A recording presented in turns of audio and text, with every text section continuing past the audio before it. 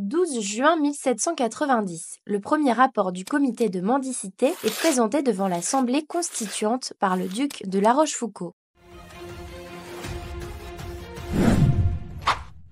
La Révolution française est passée par là avec une nouvelle politique de secours aux indigents et un nouveau contrat social et ses nombreuses ambivalences. La vision des pauvres est très manichéenne. D'un côté les pauvres véritables et de l'autre les mauvais pauvres. Les infirmes appartiennent à la première catégorie car condamnés à une inaction durable par la nature de leurs infirmités. Ouf. La Révolution voit s'élever des voix contre la mise au ban des indigents, des pauvres, des infirmes. Elle appelle à une autre considération de ces populations. Dans cette perspective-là, va s'inscrire au XVIIIe la pensée des Lumières, ce mouvement philosophique qui a traversé toute l'Europe et qui est représenté par Emmanuel Kant.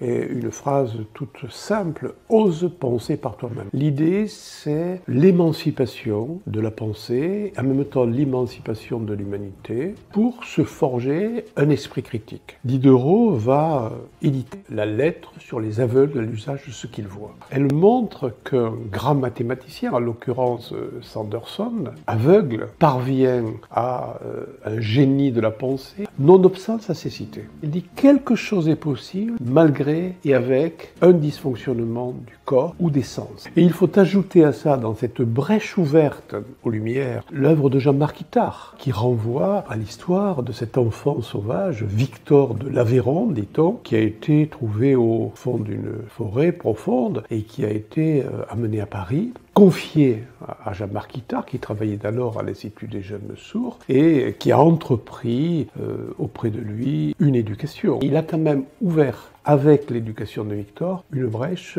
pour l'éducation des enfants présentant des troubles mentaux ou comportementaux. Le siècle des Lumières fait partie d'un patrimoine important sur le plan éducatif de notre pays. Il ouvre le postulat d'éducabilité. Il n'y a pas d'irrécupérable, comme on disait préalablement, mais ils sont éducables à condition de travailler les moyens d'y parvenir. Tout homme a droit à sa subsistance, déclare le rapport. L'assistance n'émane plus de Dieu, mais est un devoir de chacun devant la société. C'est à cette époque en particulier qu'une scission avec la religion s'opère.